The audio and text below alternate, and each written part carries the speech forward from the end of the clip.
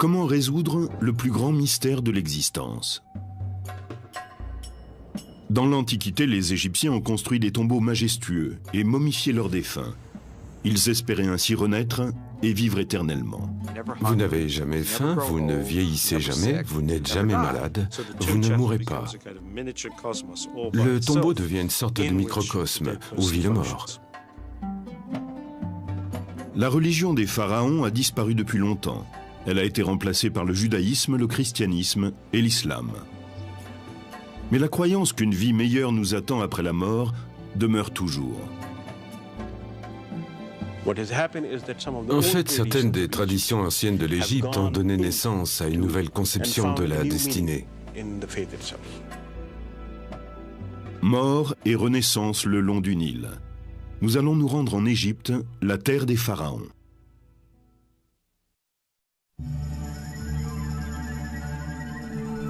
Aucune expérience humaine n'est aussi définitive et inévitable que la mort.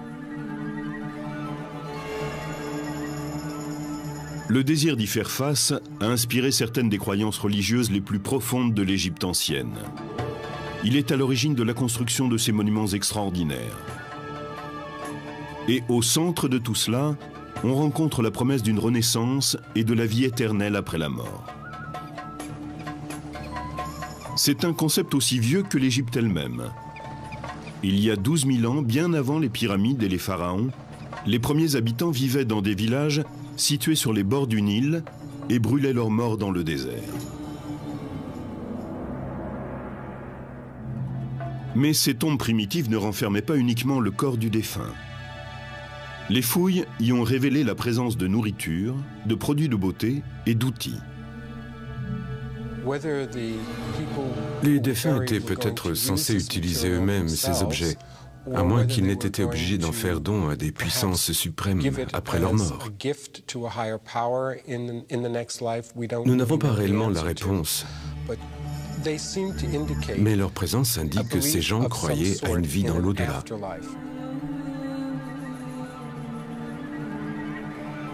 Avec les tombes des premiers Égyptiens, le sable chaud du désert séchait naturellement le corps et lui évitait de pourrir. Mais les premiers rois, vers 29 avant Jésus-Christ, veulent que leur tombe résiste au temps. Et bientôt, la mastaba remplace la simple fosse creusée dans le désert.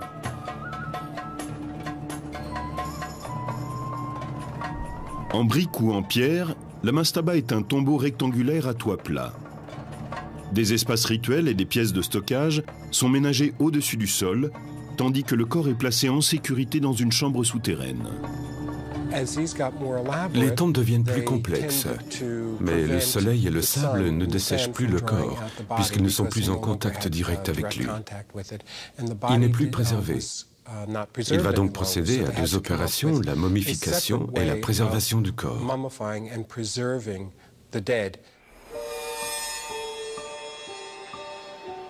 Peu à peu, les Égyptiens apprennent à reproduire le processus de dessèchement du corps par les conditions désertiques.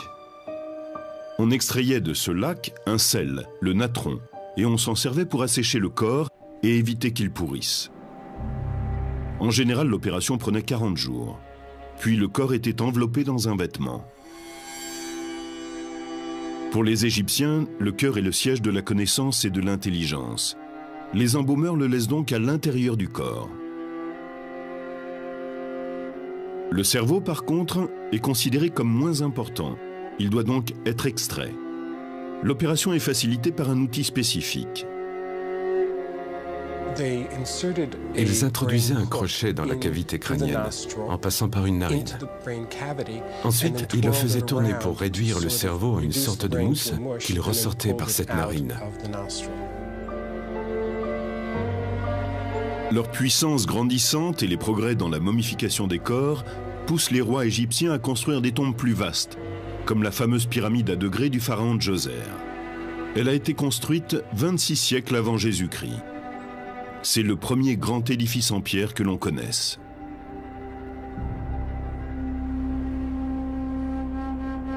Il est bientôt suivi par la première grande pyramide bâtie par le pharaon Snéfrou. Et son fils Khéops construit la plus grande de toutes, la grande pyramide de Gizeh. Comme les premières sépultures du désert, ces tombes majestueuses contiennent le corps préservé du défunt et des quantités de provisions et d'objets. Mais les pharaons ne sont pas entourés de simples pots de terre. Ils ont avec eux des trésors royaux et des objets en or d'une valeur incommensurable.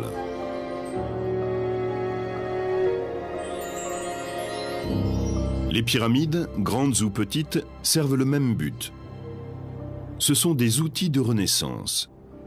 Elles sont construites pour permettre aux défunts rois de devenir un esprit promis à la vie éternelle. Cette idée de vivre après la mort, c'était la possibilité de sortir de la tombe à l'aurore et de vivre dans le monde durant la journée, puis à la nuit de retourner dans sa tombe.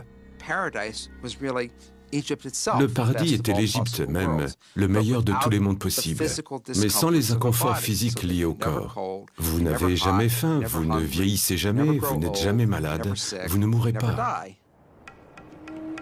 Pour les Égyptiens, le processus de la Renaissance reflétait l'ordre du cosmos, et plus précisément le cycle du Soleil. Chaque nuit, le Soleil descendait dans le monde souterrain, ou Duot. Là, le dieu Osiris dispensait son pouvoir régénérateur, et le soleil pouvait renaître au matin. Dans la tombe, la chambre funéraire où est placé le sarcophage et la momie est le duot. C'est un duot individuel, celui de la personne enterrée là. La momie de la personne est l'Osiris de cette personne. L'esprit doit entrer la nuit dans la momie pour en recevoir le pouvoir de revenir à la vie au matin. Une fois que c'est fait, il peut quitter la tombe pour rejoindre le monde des vivants.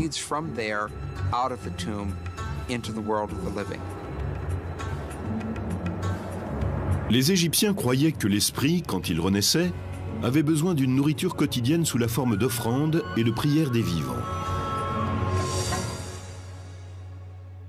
Chaque tombe pyramidale possédait son temple funéraire, où l'on apportait les offrandes et où l'on récitait les incantations. Ces complexes funéraires sont restés des modèles pendant des milliers d'années dans les périodes de l'Ancien Empire et du Moyen Empire. Mais la pyramide funéraire, avec ses réserves de richesse, a été abandonnée avec le développement du Nouvel Empire, vers 1550 avant Jésus-Christ. Bien sûr, les premières tombes pyramidales étaient sans arrêt dévalisées, et à l'époque du Nouvel Empire, on était très au fait de ces pillages. Pour déjouer les pratiques des pilleurs de tombes, les pharaons du Nouveau Royaume réorganisent leurs complexes funéraires. À présent, le temple où se déroulent les rituels doit être séparé du tombeau même.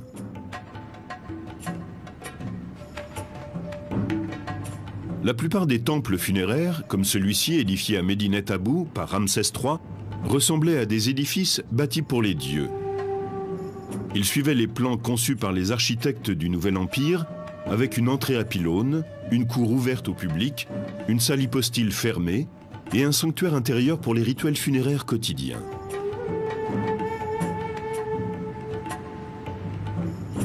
La seule variante à ce modèle est le temple construit par Hatshepsut, la puissante reine pharaon qui monte sur le trône vers 1470 avant Jésus-Christ. Le temple d'Hatshepsut, à Deir el-Bahri, est placé au pied des falaises à degrés très élevés. Il est construit comme s'il faisait partie de la montagne. Il s'élève en une série de terrasses, plutôt que de s'étendre horizontalement comme le font la plupart des temples égyptiens.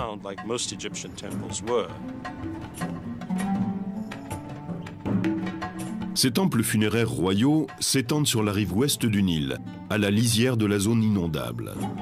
Pour mettre un terme au pillage des tombes, les sites funéraires sont cachés dans un canyon accidenté du désert, la vallée des rois.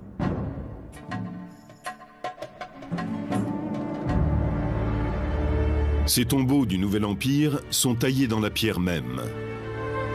Aucune pyramide ou monument quelconque ne marque leur emplacement.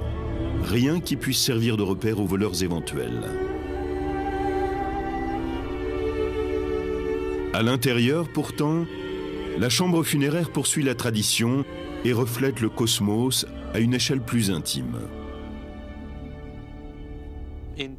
Au plafond de la chambre funéraire sont représentés les étoiles ou d'autres symboles célestes. On voit également sur les murs des scènes qui le plus souvent décrivent le monde des vivants. Le tombeau devient une sorte de microcosme où vit le mort.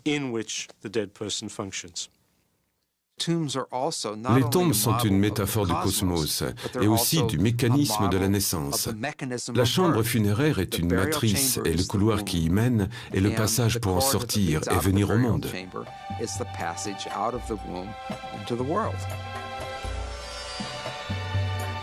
Mais pour que le défunt atteigne la vie éternelle, il ne suffit pas de lui élever un tombeau et que son corps soit momifié.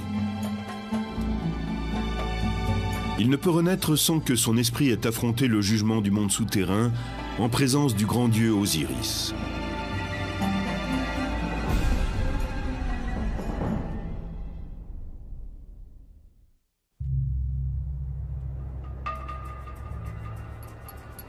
Pendant près de 20 siècles, les pharaons n'ont reculé devant aucune dépense pour construire leurs monuments funéraires.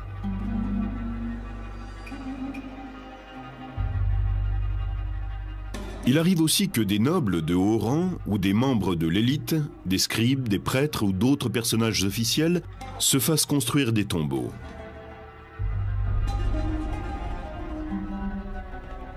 Certaines traditions funéraires très répandues pourraient remonter à un pharaon de l'ancien royaume, Unas, mort vers 2300 avant Jésus-Christ. Dans les ruines de sa pyramide, on peut admirer les murs couverts de hiéroglyphes de la chambre funéraire. Les textes incluent des formules magiques qui doivent protéger et guider l'esprit dans l'au-delà.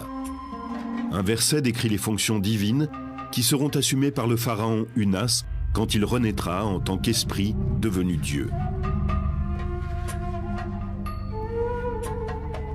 Il comptera les cœurs, il réclamera les cœurs.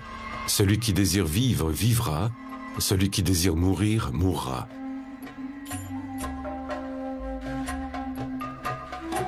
Connus comme les textes des pyramides, ces formules puissantes sont apparues pour la première fois dans ce tombeau et pendant des siècles n'ont été valables que pour les rois. Vers le Moyen Empire, ces textes deviennent les textes des sarcophages, car ils ne sont plus gravés sur les murs des pyramides. Ils sont inscrits sur les côtés des cercueils en bois, destinés à la noblesse. Au cours du Nouvel Empire, les textes deviennent le livre des morts. Ils sont inscrits sur des papyrus et placés avec le corps dans le tombeau. C'est une démocratisation. Les formules magiques autrefois réservées aux nobles de la plus haute extraction se répandent parmi le peuple, qui peut maintenant y avoir accès.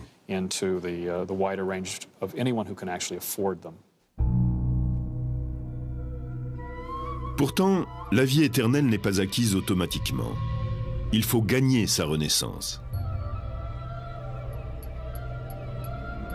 Après la mort, le défunt affronte un moment de règlement des comptes, un jugement divin en présence d'Osiris, le maître de l'au-delà, et d'un tribunal de Dieu assesseur. Le premier examen s'appelle la confession négative.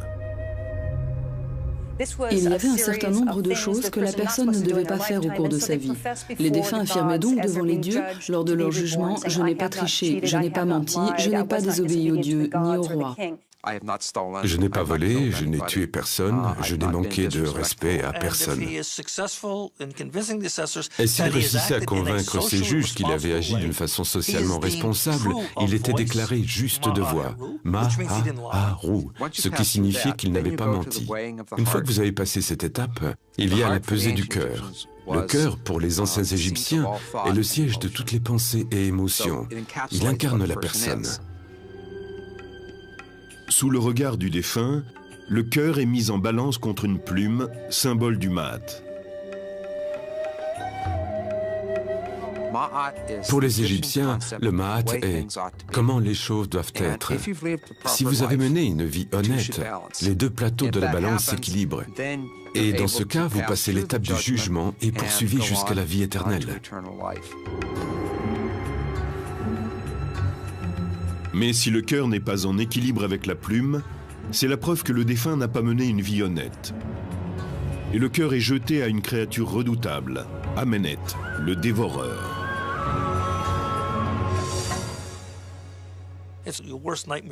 Votre pire cauchemar devient réalité. Il attend là, la gueule ouverte, que ce petit morceau lui soit jeté. Et quand le cœur du défunt est jeté à Amenet, il le dévore. Vous êtes mort, anéanti, fini. Il n'y a pas de seconde chance. Votre vie est terminée. Pour certains Égyptiens, la perspective d'être jugés après la mort leur servait de guide moral pendant leur vie. Vous devez montrer que vous avez vécu d'une façon qui fait de vous un membre honorable de la société. Ce n'est pas un jugement religieux, c'est un jugement social. Le défunt, qui a été récompensé par la vie éternelle, est considéré comme un élément du cosmos. Il fait partie des esprits bienheureux dont la présence peut être ressentie par les vivants. Différents textes nous apprennent que les gens demandaient à leurs parents défunts de les aider, que ce soit pour des problèmes juridiques ou pour avoir des enfants, par exemple. Il est extraordinaire de constater que la vie et la mort n'étaient pas aussi séparées qu'ils le sont aujourd'hui. La mort était une sorte de transition perméable. Les défunts étaient toujours capables de vous aider au cours de votre vie. Le lieu de communication entre les vivants et les morts est présent dans la tombe. C'est un grand bas-relief en pierre qu'on appelle la fausse porte. La fausse porte est un élément architectural que nous retrouvons dans toutes les tombes. C'est l'endroit où les gens viennent témoigner leur respect et leur dévotion à leurs ancêtres. Elle est considérée comme la porte qui relie le monde des défunts à celui des vivants. Ce n'est pas une vraie porte. Elle est sculptée dans une roche dure ou dans de la pierre, et les vivants ne peuvent pas y passer. Mais les morts, eux, le peuvent. La personne qui demande l'aide du défunt écrit sa requête et la porte au tombeau. Le message est placé devant la fausse porte avec une offrande de nourriture sur un autel formé d'une plaque de pierre.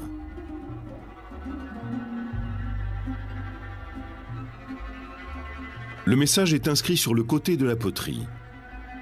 On plaçait sans doute un plat de poisson sur le dessus. L'homme qui écrit ici voudrait que sa femme ait des enfants et demande à son père défunt d'intercéder. C'est comme s'ils avaient un échange tous les deux. Ce message est très curieux. Il parle de deux servantes qu'il semble accuser d'empêcher sa femme d'être enceinte. On ne peut pas dire qu'il soupçonne les servantes de lui avoir jeté un sort ou ce genre de choses. C'est impossible à partir de ce seul document. Nous n'avons pas encore compris l'essentiel parce que les deux interlocuteurs sont parfaitement au courant de la situation. Nous n'avons donc que des détails partiels.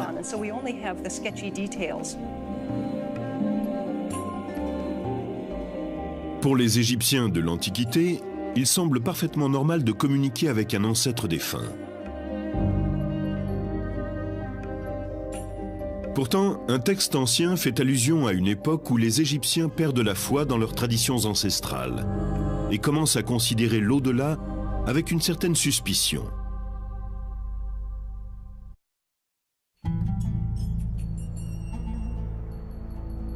La pyramide de Khéops domine le plateau de Gizeh depuis plus de 4000 ans. À moins d'un gigantesque cataclysme, elle est là pour l'éternité. Tout comme le désirait le pharaon.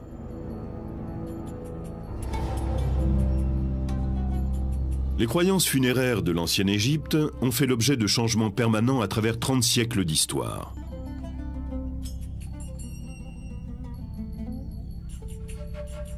Certains rituels anciens ont connu une brève popularité avant d'être complètement abandonnés.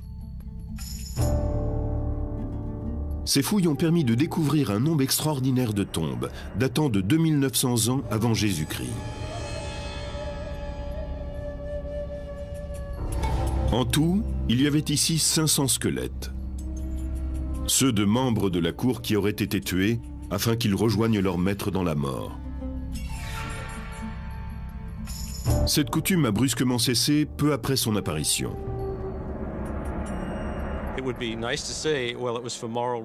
Ce serait bien de pouvoir dire que c'était pour des raisons morales, mais nous l'ignorons. Nous savons simplement que cette pratique s'est arrêtée. Les nombreuses représentations de serviteurs dans les tombes royales ou dans d'autres tombes servaient sans doute de substitut aux vrais serviteurs que l'on enterrait aux côtés des premiers rois.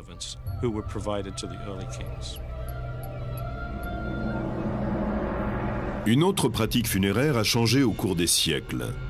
Ce sont les représentations du défunt sur les tombeaux des momies. Avec le temps, elles se généralisent et finissent par ne plus avoir aucune ressemblance avec la personne défunte. La raison pour laquelle il ne s'agissait pas de montrer la personne à un certain moment de sa vie, ce que doit être un portrait, c'est que cela va à l'encontre de l'idée de l'au-delà. Pour les Égyptiens, le temps était éternel. Au cours de l'époque gréco-romaine, les expressions changent. Les momies portent des masques sculptés, au visage comme hanté. Les images funéraires peut-être les plus saisissantes apparaissent au cours des époques romaines et chrétiennes. Elles sont connues comme les portraits du Fayoum, le nom de la région dans laquelle on a retrouvé de nombreux exemples. Au cours de la période du Fayoum, les portraits étaient peints du vivant de la personne.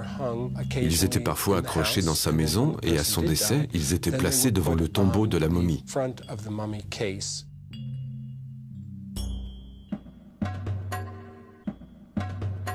Un des changements les plus singuliers dans les coutumes funéraires est l'élévation d'un mortel au rang de Dieu.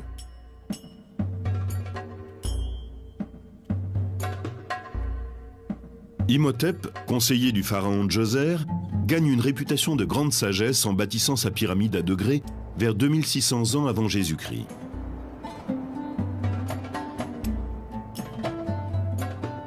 Après sa mort, une croyance se développe, selon laquelle il peut intercéder auprès des dieux, ce qui est jusque-là le privilège des pharaons. Il est devenu ce que nous appelons un saint, ce qui n'était pas habituel dans l'Égypte ancienne. Peu d'individus ont acquis cette réputation posthume sans être de sang royal. Au cours du Nouvel Empire, 10 siècles plus tard, Imhotep est considéré comme une déité, le fils du dieu Ptah.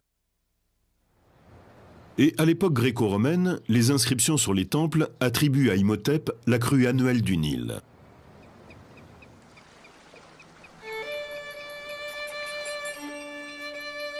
Le renom d'Imhotep se répand dans toute l'Égypte et il survit bien après la disparition des pharaons. Un dessin de la Renaissance le présente comme un alchimiste. C'est encore à l'époque un personnage respecté pour son savoir et sa puissance. Face à une telle glorification, il semble que la controverse ait eu peu de place dans la religion pharaonique. Et puis est arrivé le moment où des questions sont nées, où l'existence de l'au-delà a commencé à être mise en doute. On en trouve la meilleure preuve dans la tradition des fêtes qui se tiennent dans la chambre funéraire qui abrite le tombeau du défunt.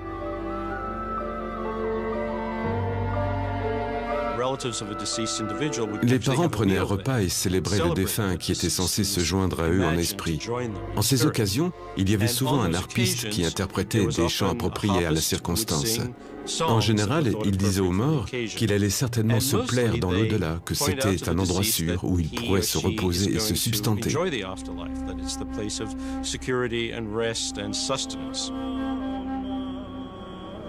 Pourtant, le texte d'un chant célèbre, inscrit sur la tombe du pharaon Imhotep, nous enseigne autre chose. Il pose des questions explicites sur la Renaissance et proclame que jamais celui qui part ne revient. Le harpiste célèbre le grand Imhotep, mais note que malgré sa notoriété, sa tombe a disparu, car elle n'était plus honorée et ne recevait plus d'offrandes. C'est assez inhabituel parce que cela pose la question de savoir s'il y a vraiment une vie après la mort. Ce chant rappelle que les hommes les plus célèbres, ceux que l'on connaît à travers les écrits, ont eu de magnifiques tombeaux, que leurs cryptes étaient remplies d'offrandes, mais qu'aujourd'hui personne ne sait plus où ils se trouvent. La plupart des spécialistes pense que ces idées sont nées au cours de périodes d'instabilité politique. Mais même à des époques prospères, les ruines de temples funéraires, comme le suggère le harpiste, étaient déjà chose courante.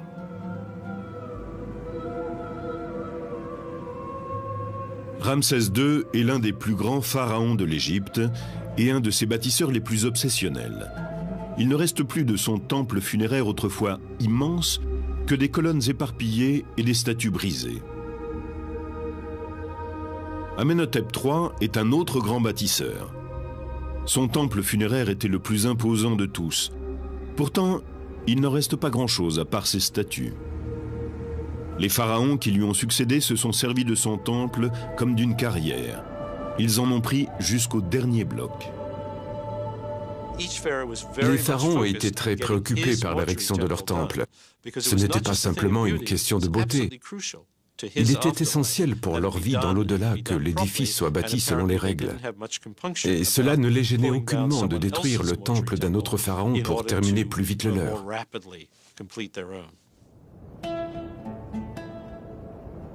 Avec ses formes multiples et ses nombreuses innovations, la religion des pharaons est à l'origine d'une civilisation extraordinaire. Des milliers d'années s'écoulent entre les tombes primitives du désert et les pratiques raffinées des pharaons du Nouvel Empire. Mais bientôt, d'autres changements se préparent. L'arrivée en Égypte d'une nouvelle foi, le christianisme, va apporter une réponse différente à la question de la vie dans l'au-delà.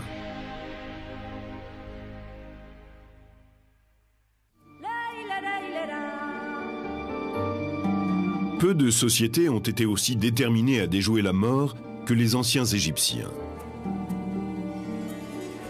Pendant 30 siècles, leur richesse, leur travail, leur art et leur foi ont servi à l'accomplissement de la vie éternelle. Leurs temples funéraires témoignent de cette passion. Mais les dernières formes religieuses proposent d'autres explications au mystère de la mort. Au cours des premiers siècles suivant la crucifixion de Jésus, le christianisme commence à se répandre en Égypte, en même temps que de nouvelles conceptions de l'au-delà.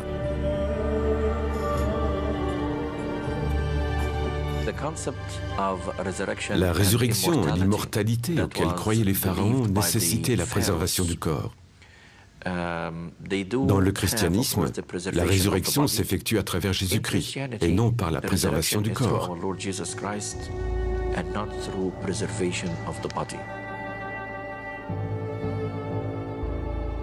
Ce sont ces croyances qui distinguent le christianisme d'Égypte, l'Église copte, de l'ancienne religion des pharaons. Et au cours des siècles, les anciennes coutumes se sont mêlées aux nouvelles. Athanase, un évêque du IVe siècle, personnage important de la première église chrétienne d'Égypte, a laissé des témoignages sur ces pratiques hybrides. Dans la vie d'Antoine, Anastase décrit les coutumes des chrétiens d'Égypte. Les gens sont momifiés et leurs corps sont ensuite placés dans un endroit accessible à la famille. Ce que nous ignorons, c'est à quel point leur rituel était élaboré, ce que les prières disaient et ce que ces fidèles croyaient. Le personnage de ce tombeau tient une crosse.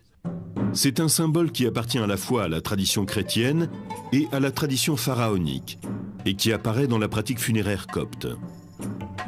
Certaines pierres tombales présentent une crosse stylisée, la crux ansata, qui descend tout droit de l'anké égyptienne, symbole de vie.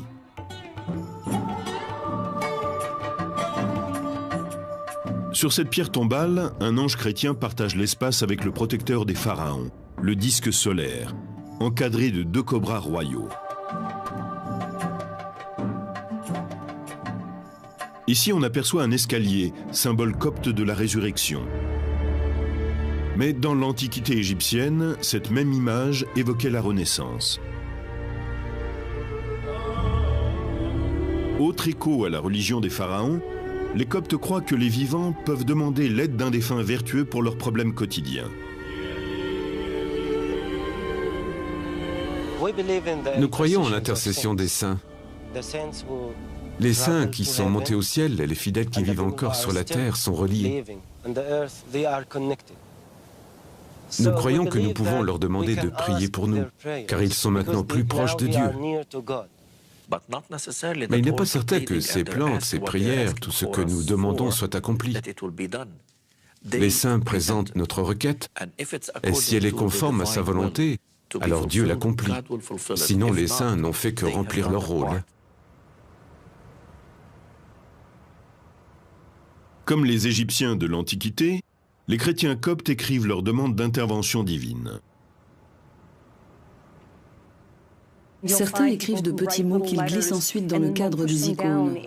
Et même si cela n'est pas indiqué dans la tradition, c'est certainement la continuation de l'idée que l'on peut demander aux saints ou à ceux qui ont une communication particulière avec la divinité d'intercéder.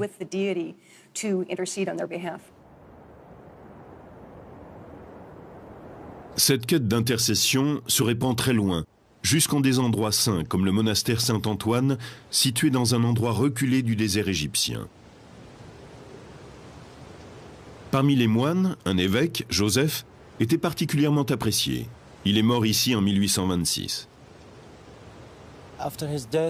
Après sa mort, l'Église l'a élevé au rang de saint de l'Église copte. Par chance, 140 ans plus tard, il est tombé de fortes pluies sur le monastère et nous avons dû nettoyer le cimetière. Quand les moines ont ouvert sa tombe, ils ont trouvé son corps entièrement intact. Maintenant, il est conservé ici dans l'église.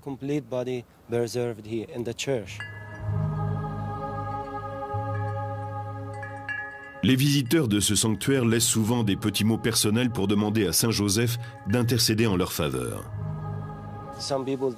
Certains écrivent leurs secrets, leurs problèmes. Le prêtre est le seul qui puisse les lire. Quand nous avons achevé les prières, nous rassemblons les papiers, tous les petits mots, et nous les brûlons pour que le secret soit préservé. Dans les profondeurs, sous le sanctuaire, se trouve une cave isolée. Au IVe siècle, elle était occupée par le fondateur du monastère, Saint Antoine. Beaucoup parmi ceux qui viennent en pèlerinage jusqu'à cette cave laissent derrière eux un mot pour Saint Antoine. Ce sont des lettres écrites par un vivant et destinées à un mort, comme à l'époque des pharaons. Mais les chrétiens coptes ne sont pas les seuls à avoir adopté cette très ancienne pratique. On retrouve des liens entre le judaïsme et la religion égyptienne dans les récits de la Bible, comme celui de Moïse, de l'Exode ou des 10 commandements. Pourtant, l'intercession des morts n'est pas une coutume observée par les Juifs, en tout cas pas officiellement. Le judaïsme ne croit pas à un intermédiaire entre la personne et le Créateur. Il affirme ceci de particulier que tout être humain doit avoir et a le droit d'avoir une relation personnelle avec le Créateur.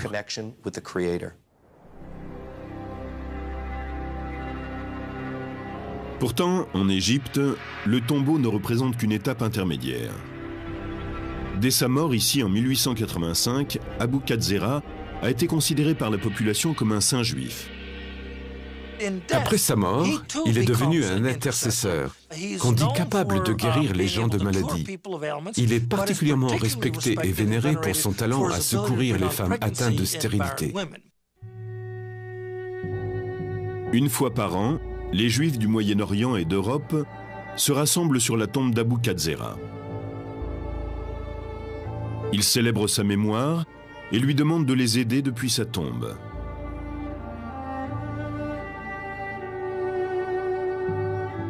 Il n'y a peut-être qu'en Égypte qu'on puisse trouver de telles contradictions apparentes. D'un côté un saint juif et de l'autre des pierres gravées chrétiennes portant des images pharaoniques. Aujourd'hui, l'islam est la foi dominante dans ce berceau des religions. Mais même aujourd'hui, quelques 20 siècles après le dernier pharaon, on retrouve des traces des anciennes traditions funéraires dans les coutumes populaires des musulmans d'Égypte.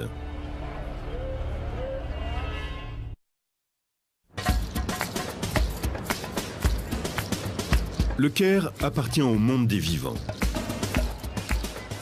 Cette ville animée compte 16 millions d'habitants, soit un quart de la population égyptienne. Le grouillement de ces existences emplit l'air jour et nuit de son vacarme. Mais à l'est du Caire, on découvre une autre communauté. Connue sous le nom de Cité des Morts, cet endroit a été pendant des siècles le cimetière islamique du Caire. Ici, les dirigeants musulmans se sont fait construire des tombes majestueuses, plus belles que tout ce qui avait été édifié depuis les pharaons. Mais si ce n'est leur taille et le coût de leur construction, rien ne les relie aux tombeaux de l'ancienne Égypte. Au temps des pharaons, la tombe était la demeure éternelle de l'esprit du défunt.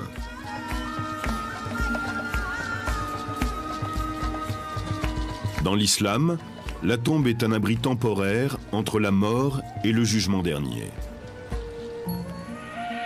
Les musulmans espèrent être admis dans un paradis merveilleux de jardins, de palais et d'éternel bien-être. La personne sera jugée sur la base de ses actions et de ses paroles.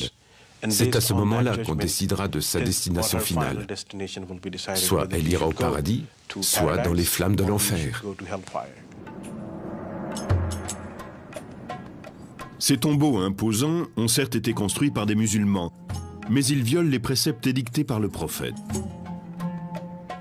Pour mettre sur un même pied d'égalité tous les fidèles, Mohammed précise que les tombes doivent être toutes simples et se situer au niveau du sol. Un musulman doit être enterré de façon quasi invisible. L'islam orthodoxe appelle cela « taqswid al-qubur », le nivellement des tombes. Le prophète interdit explicitement la construction d'un édifice quelconque au-dessus du tombeau. Mohammed lui-même a été enterré humblement sous le sol de sa maison, après sa mort en 632. Mais contre ses vœux express, ses disciples, pleins de dévotion, s'empressent de construire sur sa tombe une vaste mosquée. Ce mélange entre l'islam orthodoxe et les penchants de la nature humaine ont donné naissance à des coutumes funéraires qui durent encore aujourd'hui.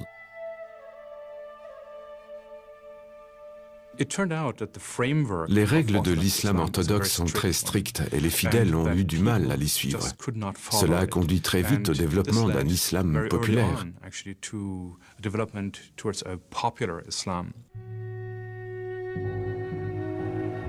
On peut observer cette fusion entre la foi orthodoxe et la foi populaire dans les pierres tombales sculptées qui apparaissent vers le 8e siècle. C'est une violation du précepte qui veut que la tombe reste au niveau du sol. Dans un souci de piété, on inscrit sur ces pierres des versets coraniques. Ils sont souvent considérés comme un mihrab, le sanctuaire ornementé qui, dans une mosquée, indique la direction de la Mecque. Entre les XIIe et XVe siècles, sous les sultans mamelouks, la construction de tombes islamiques atteint son apogée.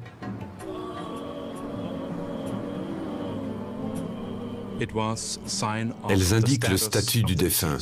Le sultan se faisait construire un tombeau somptueux pour montrer le rang qu'il occupait au cours de sa vie. Ce mausolée a été construit pour le sultan Al-Zahir Barkouk, mort à la fin des années 30. Au centre, on trouve une grande cour, semblable à celle d'une mosquée, et au milieu de celle-ci, ce qui était une fontaine. La tombe du sultan Barkouk repose sous un immense dôme. L'espace ainsi créé mesure près de 15 mètres de diamètre et comprend 6 niveaux en hauteur.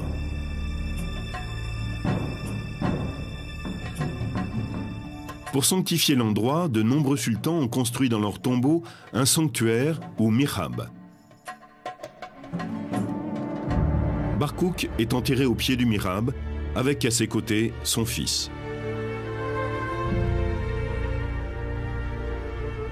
Mais le complexe funéraire de Barkouk est plus qu'un simple tombeau. Il comprend des espaces de vie, aujourd'hui en ruine. Ils étaient destinés aux soufis, des fidèles connus pour leur dévotion et leur mysticisme. Les soufis ne se contentaient pas d'observer les rituels. Ils récitaient aussi le Coran en permanence pour remplir le tombeau de la récitation de versets pieux et ainsi aider le défunt au cours de la période intermédiaire entre la mort et la résurrection.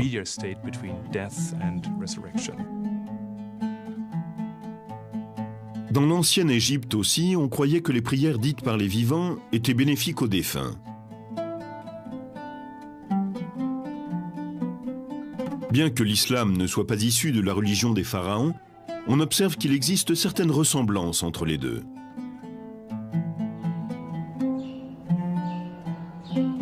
Ce tombeau, construit par le sultan Al-Ashraf Kedbeh, rivalise en splendeur avec ceux des pharaons.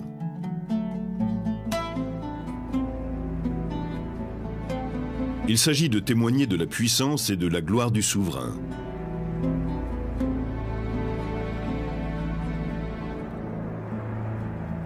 Celui-ci observait l'interdiction faite par le Coran de représenter l'homme. On a donc utilisé, comme dans une mosquée, des versets coraniques et des motifs géométriques pour orner l'édifice. Parmi ces motifs, l'étoile à 6 branches. Pour un regard contemporain, cela peut surprendre dans une construction islamique. L'étoile apparaît sur de nombreux monuments. Certaines ont 5 branches, d'autres 6. La présence de l'étoile dans le judaïsme est un phénomène assez récent. Ici, au Caire, elle est très certainement antérieure à toute référence religieuse et demeure un simple motif géométrique.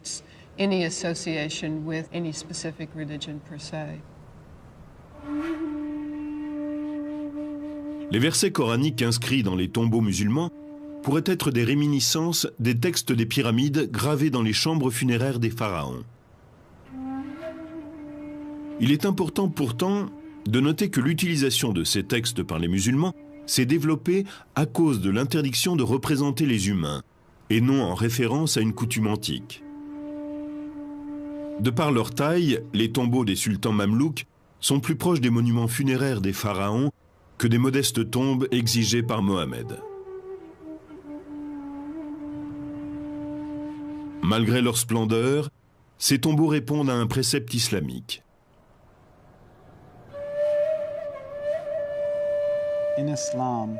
Dans l'islam, on rappelle que lorsqu'un individu meurt, son lien avec ce monde est coupé, sauf en cas de 3 signes de bienfait, ainsi qu'il est dit.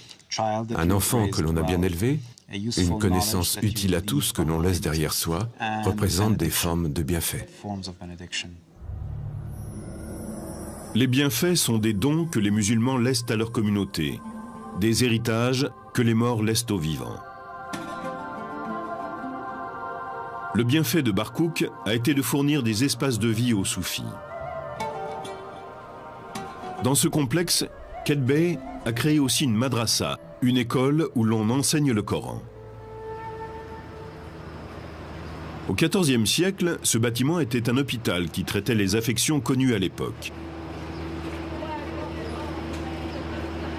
La communauté musulmane pouvait s'y faire soigner tout à fait gratuitement. C'était un bienfait du sultan Al-Mansour Qalawun.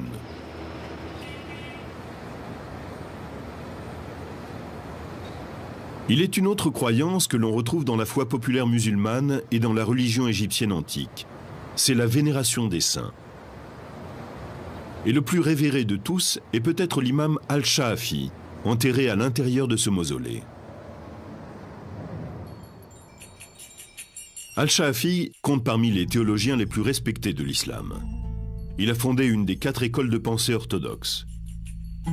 Mort en 820, il a été enterré dans une tombe au niveau du sol, selon les préceptes. Le mausolée a été construit des siècles plus tard. Dans une pratique qui rappelle les coutumes antiques et le christianisme copte, les musulmans laissent des petits mots et des lettres dans la chambre funéraire de l'imam, en espérant qu'il plaidera leur cas devant Dieu. Les questions évoquées dans ces lettres sont des problèmes de tous les jours, ceux de tout un chacun. Des problèmes matrimoniaux, des problèmes de santé. Quelqu'un veut des enfants et ne peut en avoir. Et tous ces soucis sont exposés aux saints. La tombe de l'imam Al-Shaafi, comme la mosquée construite au-dessus de la tombe de Mohammed, sont un curieux exemple de la rencontre entre la foi populaire et la foi orthodoxe. Au début du IXe siècle, Al-Shaafi était une autorité officielle au Caire. Il connaissait parfaitement l'interdiction de vénérer les saints édictée par le prophète. Et il aurait certainement été choqué de voir qu'on venait en pèlerinage sur sa tombe et qu'on y déposait des missives pour lui. Le Coran a une position très claire là-dessus. Il dit « Il n'y a pas de bienfait qui passe par un être humain si ce n'est par la volonté de Dieu ». La tombe d'Al-Shaafi nous apporte un exemple du mélange des cultures dans le domaine de la foi. Certaines vieilles traditions égyptiennes ont perduré et ont donné naissance à de nouveaux concepts religieux.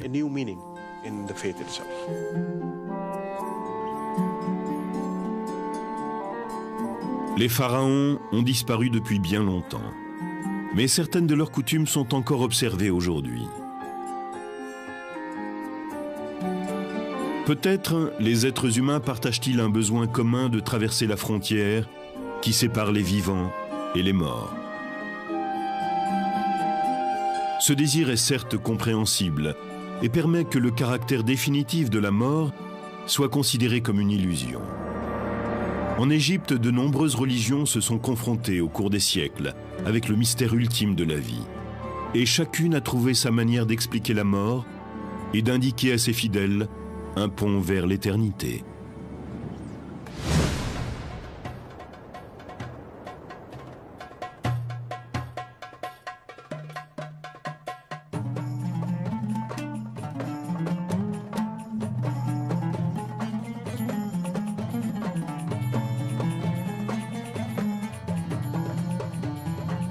We call them love spells. Actually, they're mainly sex spells. Love has little to do with it.